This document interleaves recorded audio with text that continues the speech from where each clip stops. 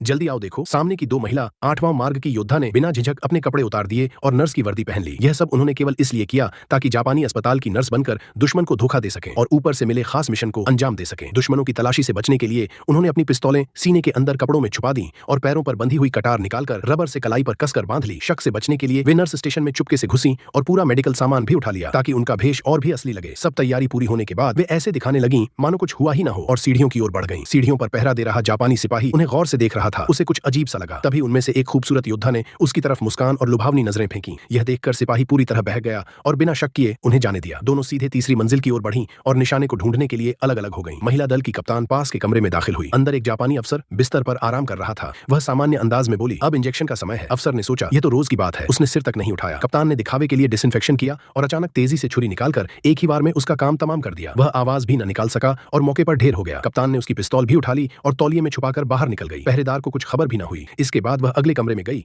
वहां का जापानी घोड़े की तरह खर्राटे मारकर सो रहा था। कप्तान ने बिना देर किए उसका भी गला काट दिया। उधर दूसरी महिला योद्धा भी शानदार काम कर रही थी। एक और जापानी आराम से किताब पढ़ रहा था। उसे पता भी न चला कि मौत उसके सामने खड़ी है। महिला योद्धा ने 2 ही वार में उसे खत्म कर दिया और ऊपर से उस पर चादर भी डाल दी ताकि कोई शक न करे। कप्तान एक और कमरे में दाखिल हुई जहां एक सिपाही झपकी ले रहा था। इस बार उसने सुई का इस्तेमाल करते हुए उसे जहरीला इंजेक्शन लगाकर मार डाला। इस तरह दोनों महिला योद्धाएं कमरे 301 से शुरू करके 308 तक पहुंच गईं और दुश्मन एक एक करके मौत के घाट उतरते गए। कप्तान को अब भी गुस्सा शांत नहीं हुआ। जैसे ही एक और दुश्मन कमरे में दाखिल हुआ उसने बिना सोचे समझे उसकी गर्दन पर वार कर दिया। धीरे धीरे कई जापानी सिपाही मारे गए और बाकी पहरेदारों को इसकी भनक तक नहीं लगी। तभी दूसरी महिला योद्धा गद्दार माकुई के कमरे में पहुंची। यह देशद्रोही बेहद चौकस था। जैसे ही उसने योद्धा को देखा उसने शक भरे लहजे में सवाल किया, मगर वह घायल होने के बावजूद उसकी खूबसूरती के जाल में फंस गया। महिला योद्धा ने पहले दिखावा किया मानो वह उसकी बात मान रही है, लेकिन मौके पर आते ही उसने एक घातक वार करके उसकी जिंदगी खत्म कर दी। वह मुस्कुराकर बोली, मां साहब, इस जन्म में मुझसे मिलना ही तुम्हारा सौभाग्य था, लेकिन अब तुम्हारी कहानी यहीं खत्म। जब तक गश्ती सिपाहियों को पता चला कि उनके अफसर मारे गए हैं, तब तक दोनों बहादुर महिलाएं अस्पताल की खिड़की से बाहर कूदकर भाग निकली थीं। जापानी उनका पीछा नहीं कर पाए।